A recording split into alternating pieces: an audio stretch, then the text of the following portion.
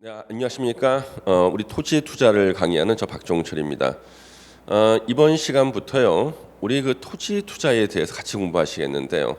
자, 이 토지 투자는요, 공부를 무척 많이 해야 됩니다. 우리나라 부동산 전문가라는 분들 중에서는요, 90% 이상이 그 아파트 전문가죠. 이 아파트는요, 조금만 공부하면은 다 전문가가 될 수 있습니다만은 이 토지 같은 경우는요, 공부를 아주 많이 하셔야 됩니다. 그래서 어느 정도 공부를 하시게 되면은요, 가장 안정적인 투자 수익을 얻을 수 있는 게 바로 이 토지 투자입니다. 토지는 이제 공부할 것이 무척 많습니다. 그래서 여러분들이 짧은 시간 동안 공부하셔가지고 토지의 아주 전문가가 되기에는 쉽진 않아요. 그렇지만 우리가요, 토지가 한 10배, 20배 오를 정도의 그런 토지를 구하는 것은 공부를 정말 많이 해야 됩니다만은 2배, 3배 정도 오를 수 있는 토지를 구하는 것은요, 공부를 조금만 하시면 됩니다. 그래서 여러분들 왜 우리가 이제 과일을 사러 갈 때요, 아주 잘 익은 과일을 고르는 것은 쉽지가 않습니다. 오랜 동안 경험 있는 전문가만 가능하겠죠. 그렇지만 썩은 과일을 찾는 것은 누구나 금방 찾아낼 수가 있어요. 마찬가지로 요 토지도요, 썩은 토지를 찾는 것은요, 조금만 공부하시면 됩니다. 그리고 우리나라는요, 토지의 가격은요, 거의 떨어진 적이 없습니다. 토지는 항상 가격이 오르거든요.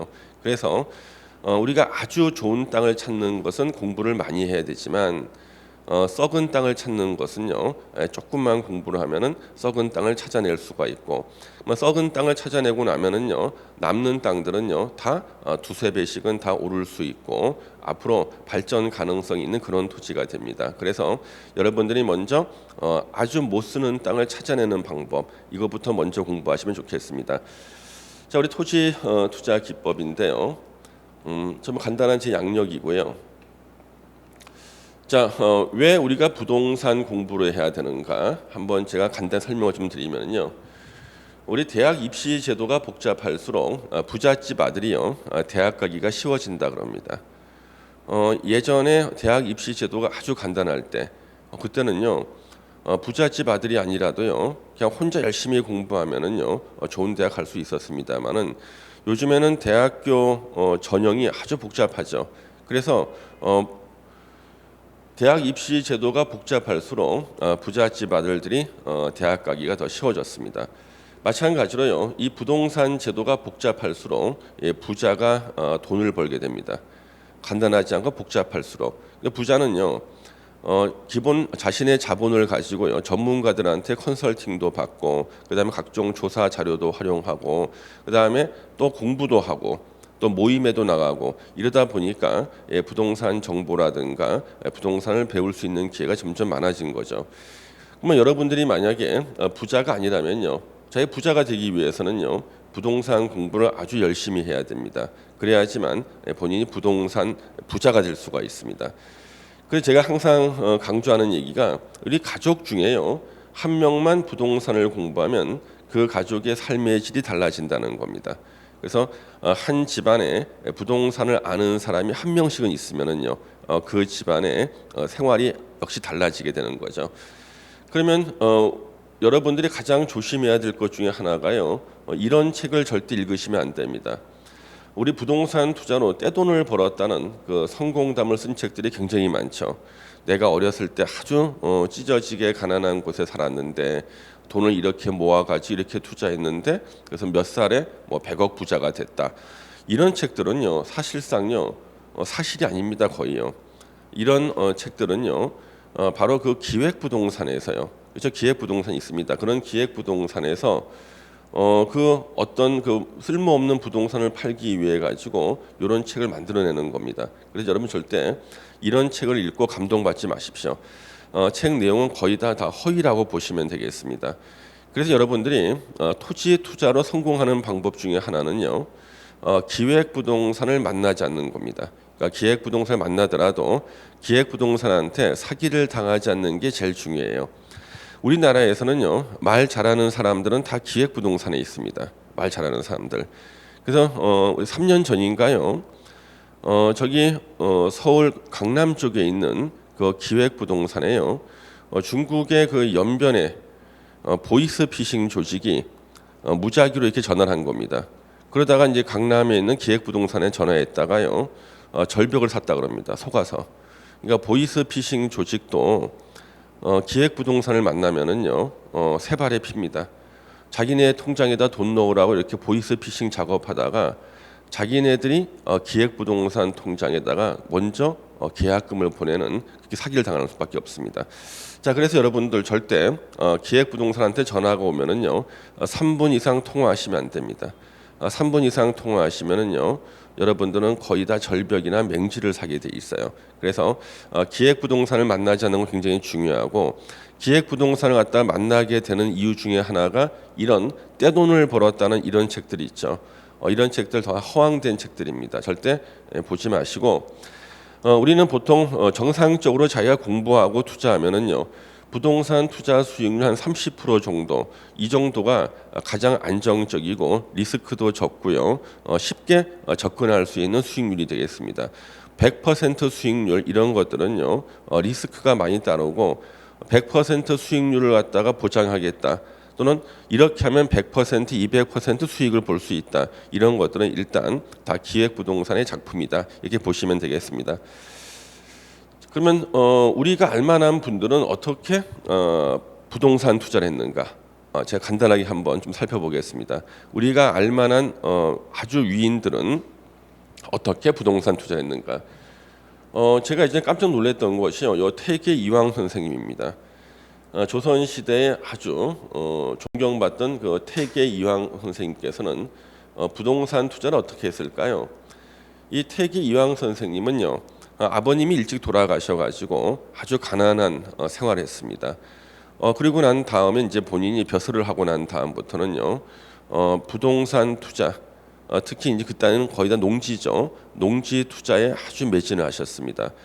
평소에 태계 이황 선생님이요, 자신들의 제자들에게 한 얘기하고 자기 아들한테 한 얘기가 전혀 달라요. 본인이 쓴 책, 성학 지표라든가 이런 책에 보면은요, 부귀를 경계하라 그랬습니다. 사람이 너무 부유해지면은 타락할 수가 있다. 부귀를 경계해라, 이렇게 제자들을 가르쳤는데 자식들한테 가르친 내용은 또 달라요. 그래서 태기 이황 선생님께서는요, 자식들한테 이렇게 얘기했습니다. 노비는 양인과 결혼시켜라. 예전에는 노비는 양인과 결혼시키더라도 그 자식은 다시 노비가 되게 돼 있습니다. 그래서 노비는 예전에 재산으로 간주했기 때문에요, 재산을 증식시키기 위해서 노비는 양인과 결혼을 시켜라, 이렇게 자식들한테 이렇게 가르쳤습니다. 그래서 태계 이황 선생님이 돌아가시기 직전에요, 노비가 300명이나 있었습니다. 엄청난 재산이죠. 그 다음에 노비 소유 토지를 엄청나게 또 매입을 하셨어요. 태계 이황 선생님이요. 조선 시대는요, 노비도 농지를 소유할 수가 있었습니다. 그래서 흉년이 들죠. 먹을 게 없지 않습니까? 그랬을 때는 쌀하고 노비가 소유했던 그 농지를 싸게 바꾸는 거예요. 그래가지고 돌아가실 때 전체 농지가 36만 평 정도의 농지를 소유하셨습니다. 엄청난 토지 투자하셨죠. 그래서 우리가 이제 알만한 분들이 이렇게 자식들한테 가르치는 내용과 제자들에게 가르치는 게 역시 차이가 있습니다. 또 한 분 중에는 요 다산 정약용 선생님이 계시는데요, 요 다산 정약용 선생님이 우리나라 토지 공개념의 출발이십니다. 대한민국 최초로 토지 공개념을 주장하신 분이 다산 정약용 선생님이십니다. 이분이요, 예전에 그 정전제라는 걸 주장하셨는데요, 정전제는 뭐냐면 저 우물정자를 쓰는 거예요. 어느 지역의 토지를요, 저 우물정자처럼 이렇게 나누는 겁니다.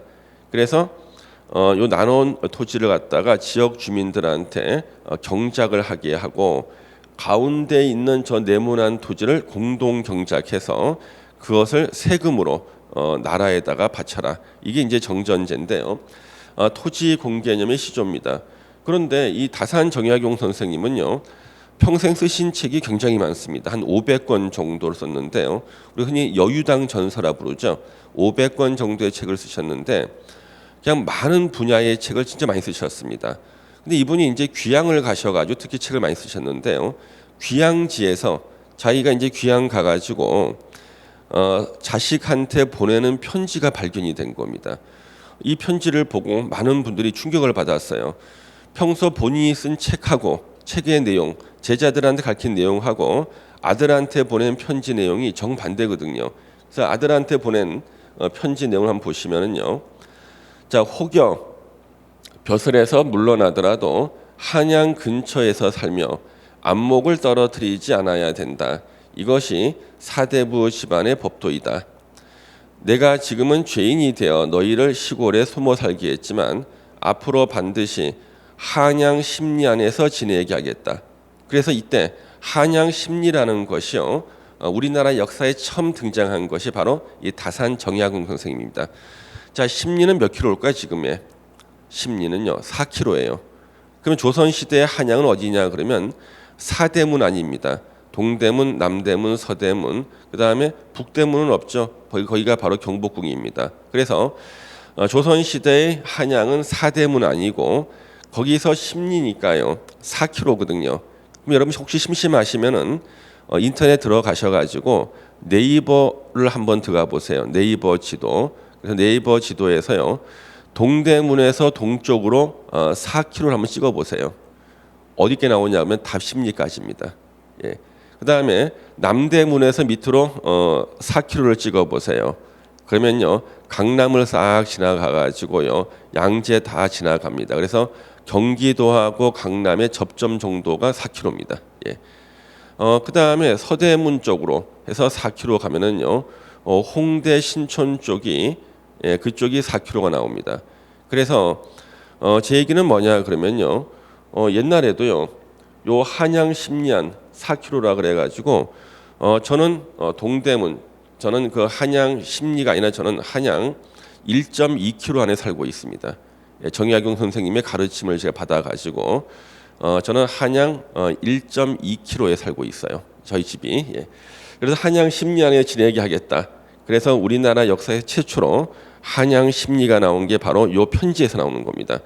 자, 분노와 고통을 참지 못하고 먼 시골로 가버린다면 어리석고 천한 백성으로 일생을 끝마칠 뿐이다.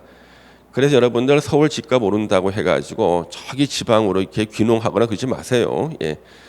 귀농해도요 확실한 테마를 가지고 귀농하는 것은 귀농이 아닙니다. 새로운 사업을 시작하는 거죠. 토지 투자로요.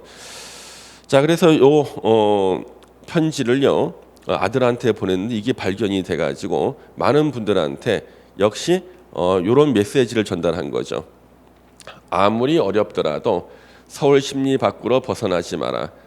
인서울, 우리 흔히 말하는 인서울을 유지해라. 이게 바로 정약용 선생님의 본래 마음입니다. 인서울.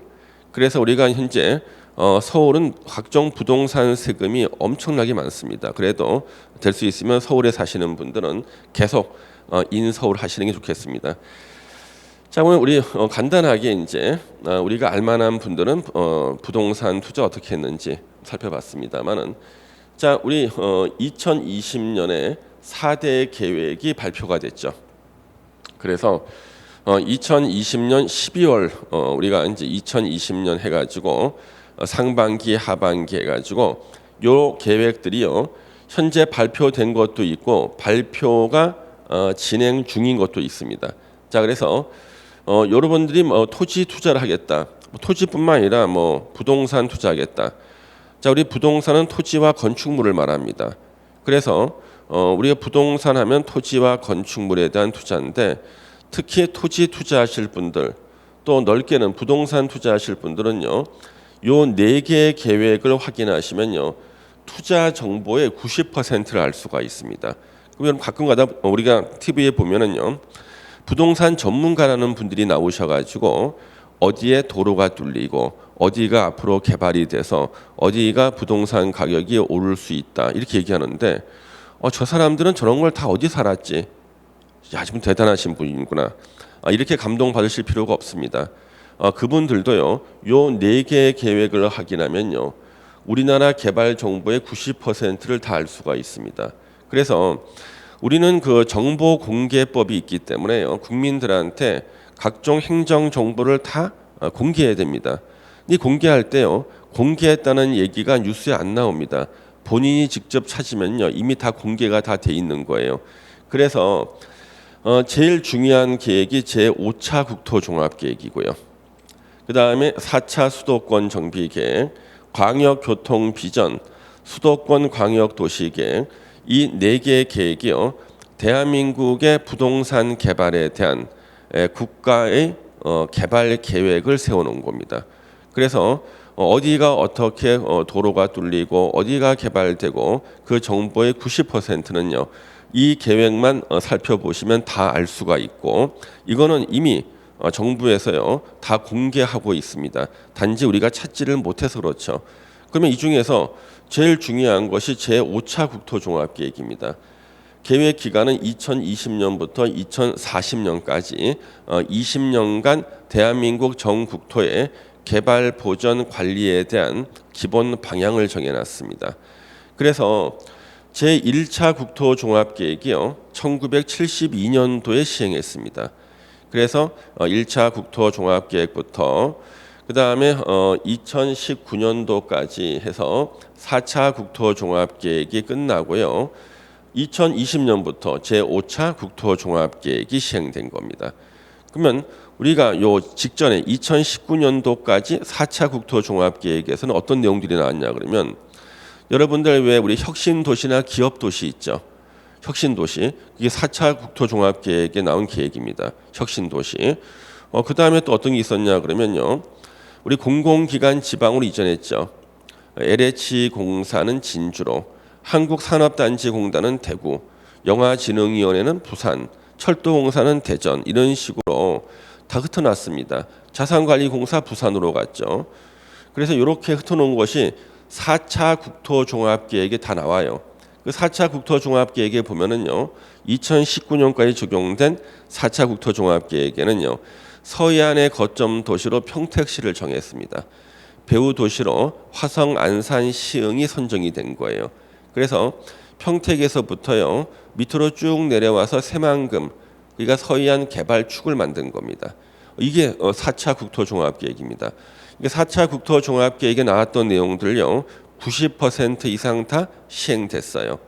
그래서 4차 국토종합계획이 처음 발표된 게 2000년에 발표가 됐습니다.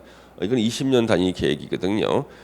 그때 이 4차 국토종합계획이 있다는 것을 몰랐던 일반 국민들 나중에 보니까 4차 국토종합계획이 거의 계획이 끝나갈 때쯤 봤더니 야 내가 뉴스에서 봤던 것들이 이게 갑자기 일어난 일이 아니라 나라에서 이미 몇 년 전에 다 계획을 세워놓은 거였구나.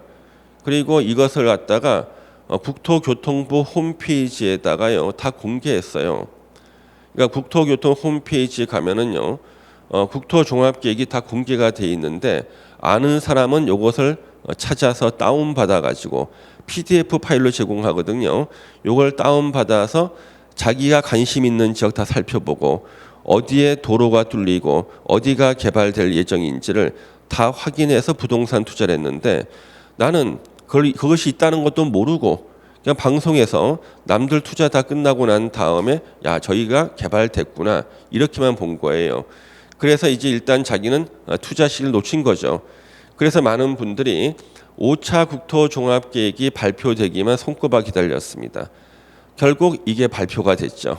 2020년부터 2040년까지 대한민국의 전 국토의 개발 보전 관리의 기본 방침이 나온 겁니다. 이거 여러분들 국토교통부 홈페이지에 들어가서요. 제5차 국토종합계획이라고 검색해 보세요. 검색창에서. 그러면 수백 페이지짜리 5차 국토종합계획이 나와요. 요거 PDF 파일로 다운받아서 요것도 다시 검색창이 있습니다. 자기가 관심 있는 점 먼저 한번 검색해 보세요. 그러면 아주 재미있는 얘기들이 많이 나옵니다. 어느 쪽으로 도로 뚫고 어디를 어떻게 개발하고 다 나옵니다. 그래서 요거 한번 확인해 보시고 이거는 이미 이제 발표가 돼 있고요. 그 다음에 여기 세 번째 있는 광역교통 비전 있죠. 이거 2020년에 발표했습니다. 이 광역교통 비전 요즘에 뉴스에 많이 나오는 거 있죠. GTX라는 거.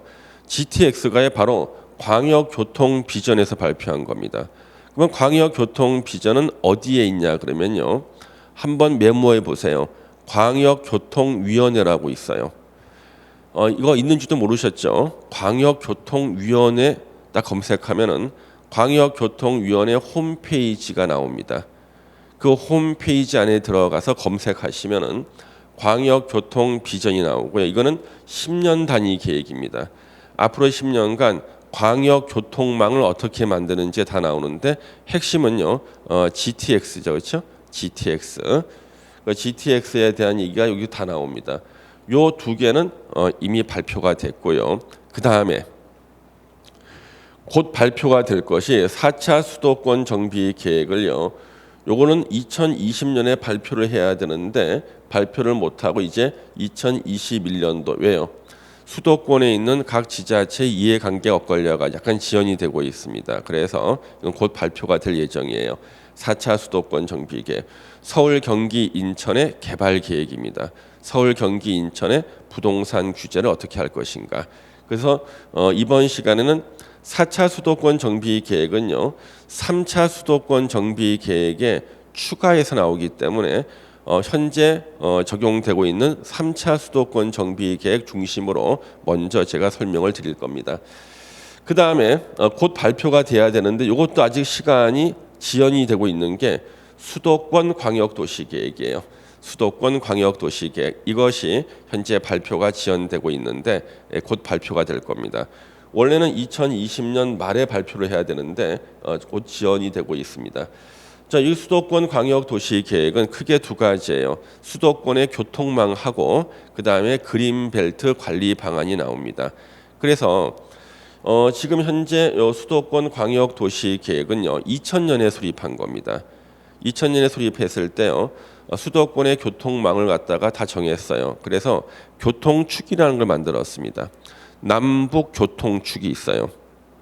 남쪽의 기점은 평택시, 북쪽의 기점은 이제 동두천이고요. 동서교통축이 있습니다. 서쪽의 기점은 인천 송도, 동쪽의 기점은요 남양주 진접이에요. 그래서 남북 동서교통축이 만나는 점 있죠. 이것을 결절점이라 그러고 그 결절점이 서울의 왕십리역이죠.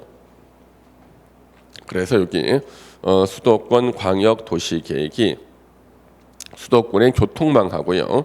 그 다음에 그린벨트 도시와 도시 사이의 완충지대 그린벨트 관리 방안이 나온다는 거죠. 요 네 가지 계획을 확인하면요. 대한민국의 개발 계획 자기가 90%는 바로 알 수가 있어요. 근데 대부분의 부동산 투자자들, 부동산 투자를 꿈꾸는 사람들은 이런 것이 있다는 사실 자체를 모르고 있죠. 그리고 이것을 먼저 찾아본 이른바 부동산 전문가라는 분들이 방송에 나와서 자기만이 알고 있는 큰 정보인 것처럼 얘기하는데 절대 그런데 현혹되실 필요 없고 본인이 직접 확인하시면 됩니다. 자, 그러면 먼저 여기 제가 몇 가지 설명드릴 것 중에 하나가 수도권 광역교통망이라는 게 나옵니다. 이게 바로 아까 광역교통위원회에서 발표한 것들입니다. 그래서 광역교통위원회가 이런 거 다 하는 거예요. 그래서 여기 보시면은 GTX A 노선이라고 나오죠. 자, GTX 여기 A 노선이 나오는데, 그러면 우리 GTX 여기 A 노선이 현재 진행이 좀 빠릅니다. 좀 이따 제가 지도 보여드릴 텐데요. 파주 운정부터 해서요. 삼성 지나가가지고 그렇죠? 예, 동탄까지 가는 건데 이거는 이미 2019년 6월달에 착공을 했습니다. 그럼 이 GTX의 특징을 좀 아셔야 되는데 GTX는요 지하 40m 이하로 달립니다. 그러니까 지하 한 40에서 50m 정도 지하에서 그 다음에 직선으로 달리는 거예요. 그러니까 GTX는 곡선으로는 못 달려요. 그래서 지하 한 50m 정도에서 직선으로 달린다는 거죠. 그것을 꼭 알아두셔야지만 여러분들이 앞으로 GTX 노선에 대한 응용을 할 수가 있습니다. 응용 문제는 좀 이따 뒤에 다시 보실 거예요. 지도 보시면서요.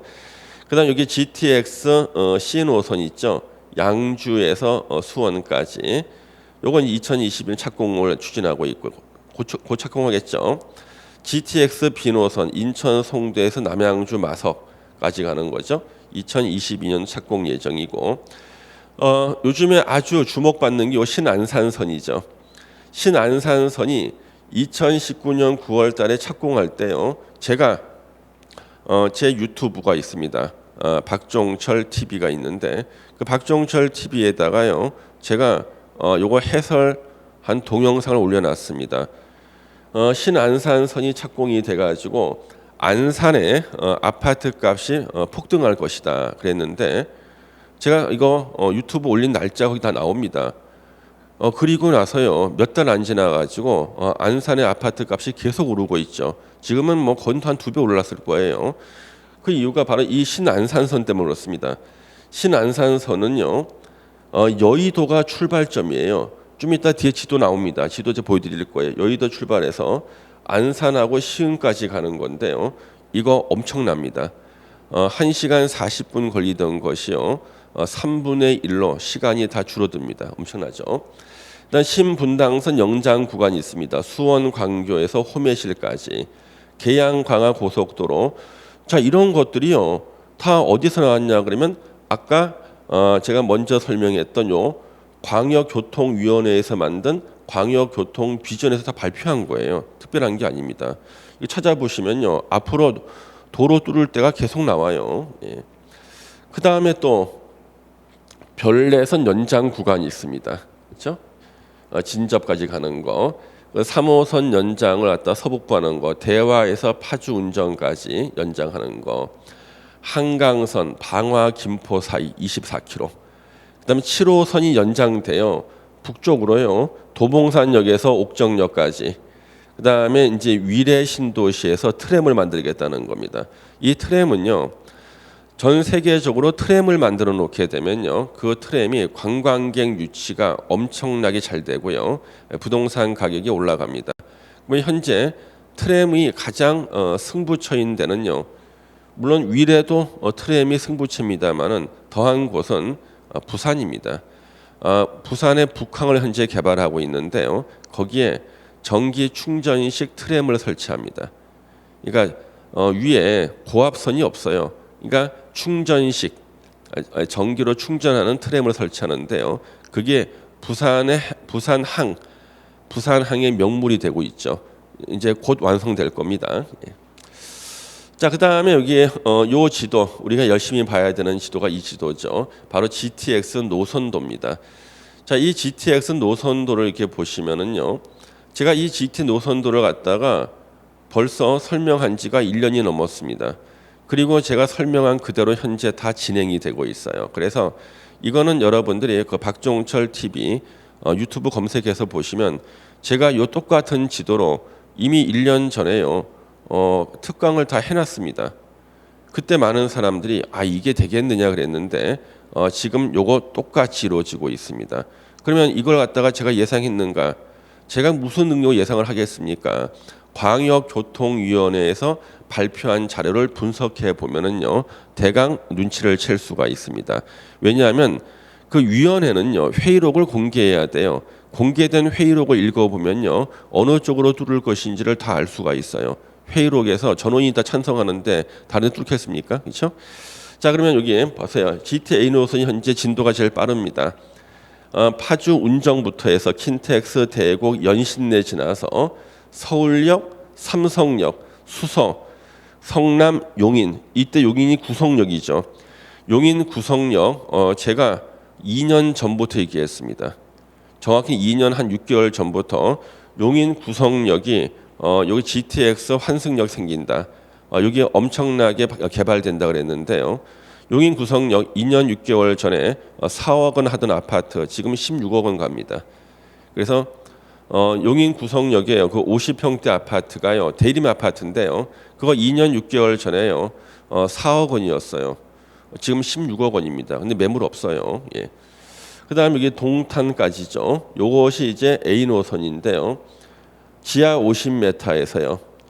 삼성까지 20분이면 나옵니다. 그러니까 용인에서 삼성까지 한 20분이면 달려요. 지하 50m로요. 근데 문제는 이거는 직선 코스로만 달릴 수 있다는 거예요. 곡선이 안 돼요. 그래서 지금 요 GTX A 노선은요. 처음에 예산을 준비했을 때보다는 이제 공사비가 더 추가로 들어갑니다.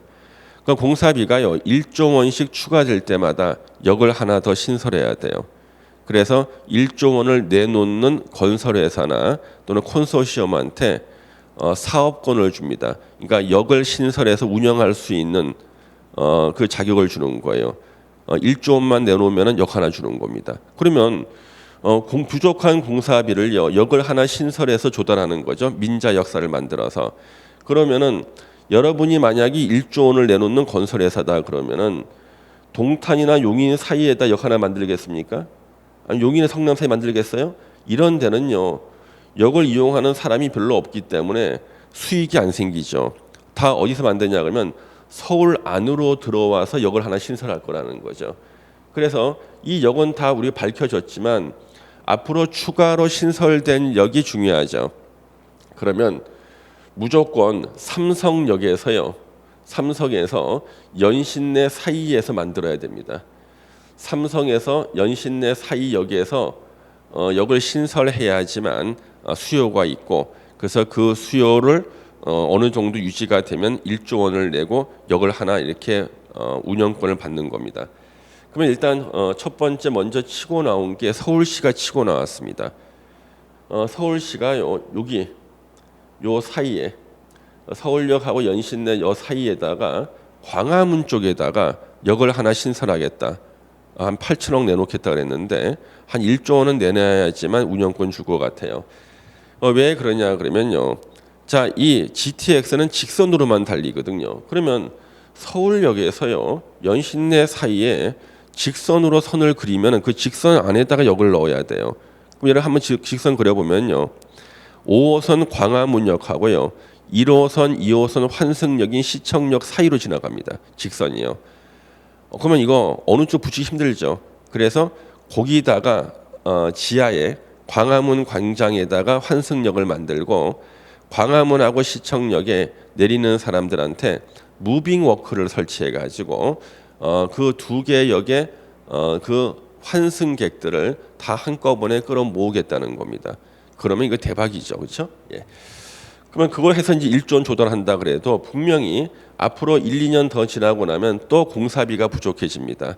그럴 때 역을 하나 더 신설해야 되는데 그때는 여기 삼성에서요 서울역 사이 요쪽에서 신설할 거예요 분명히요. 그러면 서울역에서 삼성역 사이에 직선을 딱 긋게 되면요 두 개 역을 지나갑니다. 하나가 압구정역이고 하나가 옥수역을 지나갑니다. 그러면 압구정역이나 옥수역 요 둘 중에 한 군데 환승역을 만들면 되겠죠. 둘 중에 어딜까? 예, 그거는 여러분이 잘 판단하십시오. 그거는 제가 여기서는 말할 수가 없습니다. 예. 그래서 제가 그거는 제 지인들한테만 제가 설명하고 여기서는 절대 얘기를 안 합니다. 왜요?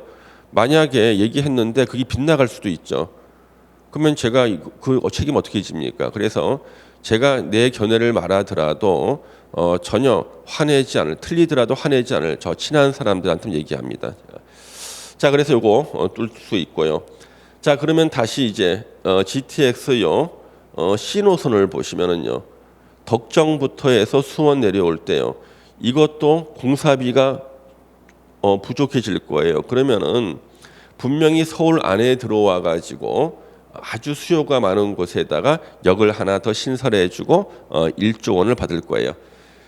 GT의 비는 역시 마찬가지죠. 서울 안에 들어와 가지고 역 하나 신설하고 1조 원 받을 겁니다. 그래서 앞으로 추가로 신설되는 역이 거기가 포인트예요. 지금 이게 다 공개한 역들은 이미 값이 다 올랐거든요. 추가로 신설될 만한 곳들이 앞으로 포인트가 되겠습니다. 저도 물론 빗나갈 수 있기 때문에 제가 절대 말할 수가 없죠, 그렇죠? 예, 나중에 욕 먹을 수가 있으니까. 예. 자, 그러면 지금 더 핵심이 뭐냐 그러면 GTX D노선입니다. 이거는 나라에서 아직 발표를 안 했습니다. GTX D노선은 발표 안 했지만요, 우리가 예상할 수가 있어요. 왜요? 광역교통위원회 홈페이지에 들어갔더니요, 위원들이 회의를 했어요. 회의록은 공개하게 되어 있습니다. 공개된 회의록을 봤더니 GTX D노선을 설치하겠다고 거의 만장일치가 된 겁니다. 그 발표만 남았겠죠? 그러면은 GTX D노선은요, 여기 아직 공식적으로 노선을 발표하지 않았습니다. 근데 회의 자료를 보면은 이렇게 노선이 생길 것 같아요. 김포, 인천, 검단, 신도시, 여의도역을 지나고 삼성역, 하남시를 가는 현재 이게 예상 노선입니다. 회의록에 따른 예상 노선. 그러면 여기서요. 삼성역은요. GTX 노선 4개 중에 3개가 지나가는 겁니다. 엄청나죠? 그래서 삼성역은요. 지하 한 100m까지가 텅 비는 겁니다. 그래서 골다공증이 되겠네 삼성역이요. 예. 자 이렇게 해서 한 번씩 살펴보셨고 그러면 이것이 제가 아까 설명드렸던 신안산선인데요. 2024년도 말에 개통이 됩니다. 그래서 이것이 이미 착공이 됐고요. 그러면 이거는요. 일반 전철과는 전혀 달라요. 신안산선은요. 복선 전철 지하 40m 대심도의 철도를 건설합니다. 지하 40m. 그리고 속도가 110km 달리죠. 그래서 출발이 여의도부터 출발합니다. 여의도, 영등포 지나가지고 독산, 시흥사거리, 석수, 광명에서요. 이제 두 갈래로 갈라져요. 교통이 제일 불편한 곳이 우리나라에서는 경기도 시흥이거든요. 이제 시흥시청 앞에 이 지하철역이 생깁니다. 그래서 우리나라에서요 경기도 일대에서 가장 교통 불편한 곳이 시흥시인데 시흥시청 앞에 현재 공사하고 있어요. 그다음에 이쪽으로 다시 안산 쪽으로 목감, 그다음에 장하, 성포, 중앙역, 호수, 한양대까지 나오는데 이때 한양대는요 한양대 그 안산 분교를 말하죠. 안산 캠퍼스. 그러면 원래요 여의도역에서요 기존의 지하철을 타면요.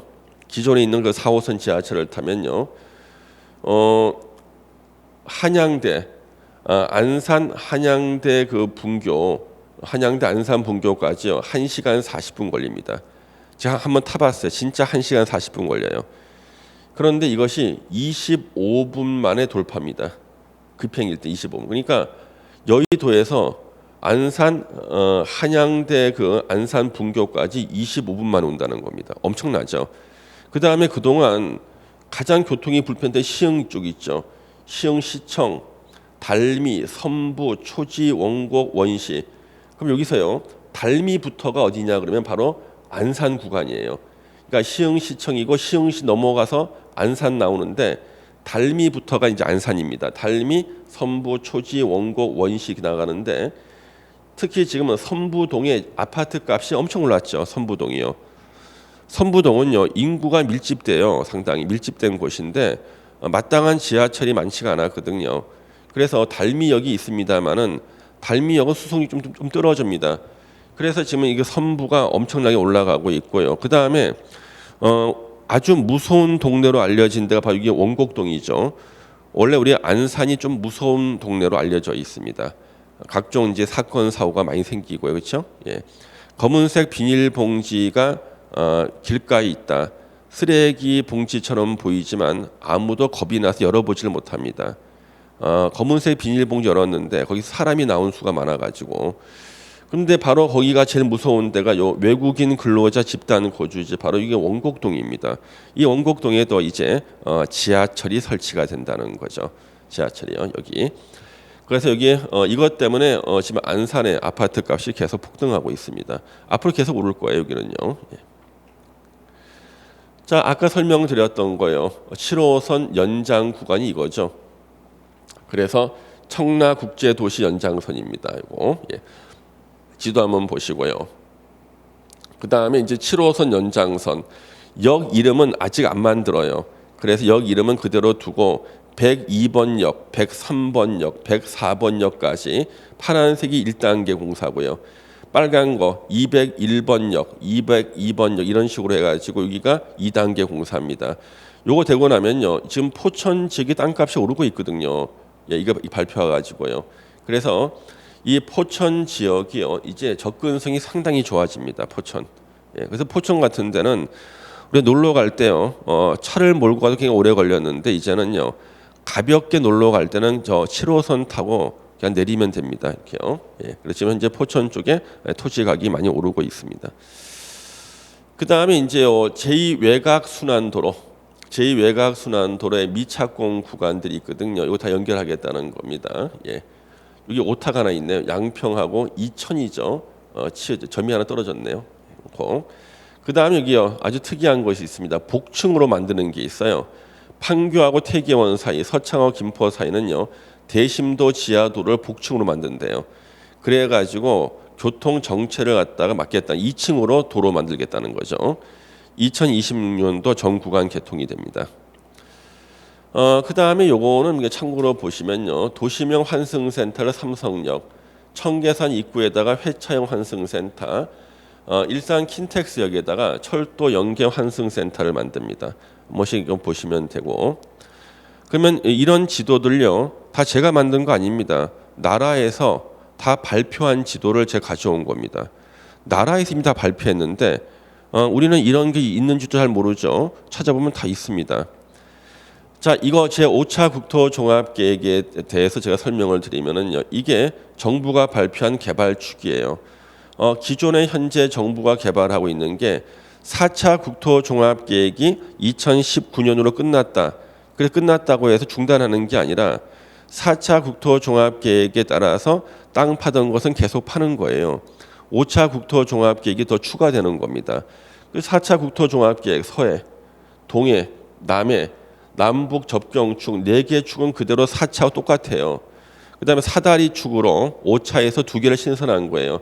중부 교류축, 남부 교류축해서 개발축을 사다리형으로 2개를 더 만든 겁니다. 그 다음에 이게 5차 국토종합계획의 가장 중요한 개발축이죠. 바로 강호축입니다. 우리가요 1차부터 4차 국토종합계획에서는요 경부축을 개발했습니다. 서울부터 부산까지요. 그래서 경부축 개발이 다 끝났다고 봐가지고 이제는요 강호축을 개발합니다. 어디 가냐면 강원도 제진부터 해가지고 목포까지 X자형이죠. 여기 바로 강호축입니다. 강호축을 이제 개발하죠. 앞으로 20년간. 그 여러분들 혹시나 그 몇 달 전에요 뉴스에서요 강원도 제진에서 철도 기공식을 했습니다. 강원도 제진에서 철도 설치한다고 철도 기공식을 했는데 그거 왜 했냐 그러면 5차 국토종합계획에서 강호축의 출발이 강원도 제진부터입니다. 그래서 제진에서 강릉까지 오고요. 강릉에서 원주, 제천 지나서 음성, 그다음에 오송 지나고요. 세종시, 세종역 지나서 논산, 익산, 광주, 목포까지 오는 게 이게 바로 강호축입니다. 그러면 현재 이 강호축은요 100% 실현이 되죠. 왜요? KTX가 중간중간에 설치가 돼 있는데 KTX를 갖다가 공사를 갖다가 추가하면 되는 게 제진부터 강릉, 제천부터 오성까지만 KTX 추가하면 됩니다. 원주하고 제천 구간에 복선하면 되고요. 이것만 하면은 이제 강원도 제진부터 목포까지요 X자형으로 요거 KTX로 다 연결이 되는 거죠. 그래서 중간 중간에 이제 개발할 것들을 충북은 바이오 의학인가, 전북은 탄소 산업, 농생명 산업, 광주는 친환경 자동차 에너지 신산업 그렇죠? 이런 것들을 해가지고 다 개발 계획들이 다 나왔습니다. 이거는 제가 만든 게 아니라 국토종합계획 정부가 만들어서 발표한 내용입니다. 국토종합계획에 다 나와요. 이 지도도 다 똑같이 나옵니다. 그 나중에 나는 이거 몰랐다 그러면 정부가 뭐라 그랬어요? 이미 다 발표했다. 다 공고하고 다 발표했다. 너네들이 못 찾은 것뿐이다 이렇게 얘기하는 거죠. 예. 그다음 이제 수도권 정비 계획에 따른 이제 투자처가 나오는데 이 수도권 정비 계획에 대해서는요 우리가 잠시만 쉬었다 하도록 하겠습니다. 예.